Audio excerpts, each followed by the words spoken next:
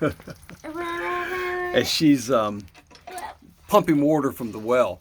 It reminds me of the story of when Jesus met the Samaritan woman at the well. Not that there's any similarity between this precious daughter of mine and the woman at the well, but there's a couple of things that make this story really interesting because it really delves into Jesus's personality and sort of his sense of humor. Because and I listened to a lot of narrated versions of this story, and they're interesting because they don't seem to grasp what's really happening here. That the woman is going, oh, why are you talking to me? Give me some of this precious living water and da da da da da. First of all, she thinks that he thinks she's a prostitute. Pretty pure and simple. And she thinks he's coming on to her and trying to facilitate a business deal.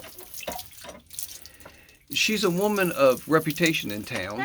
She, is going to a well that's where the herdsmen go. There's another well in town where the women go. She's avoiding that well, apparently avoiding that well, and going at a time of day when people typically aren't around.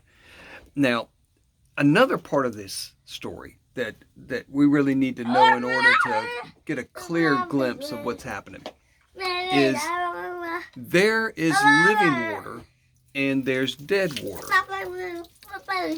The well that she's at is dead water because Jacob dug the well in the land that he gave to Joseph, and it's just a cistern. It's just a hole in the ground that collects water. So there's a series of walls and a series of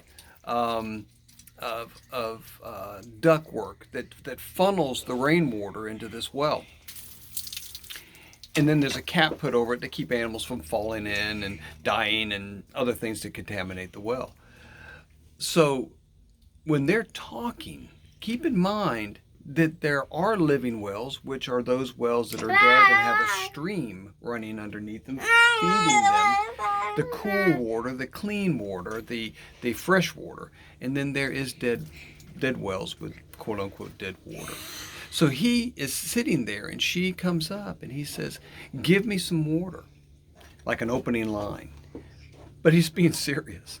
And she goes, why would you talk to me? You're a Jew. She can tell that he's a Jew by the way he's dressed, by the way he speaks.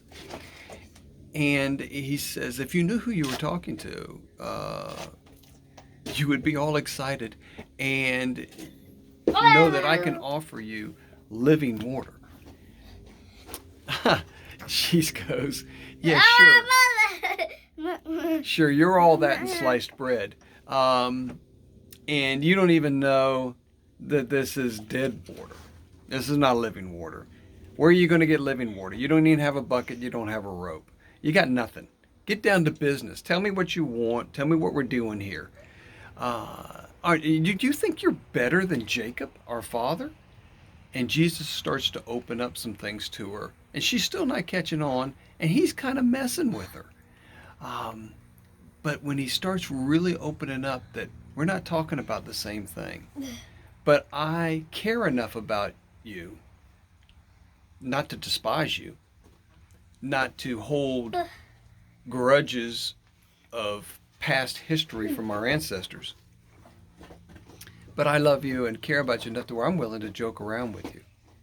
But I'm also serious enough to know that you need a Savior. You need the Messiah. And it's me. And I'm here. The result of that conversation is that she goes out and tells the whole town. And they come out to see this one who can give them living water. Amen.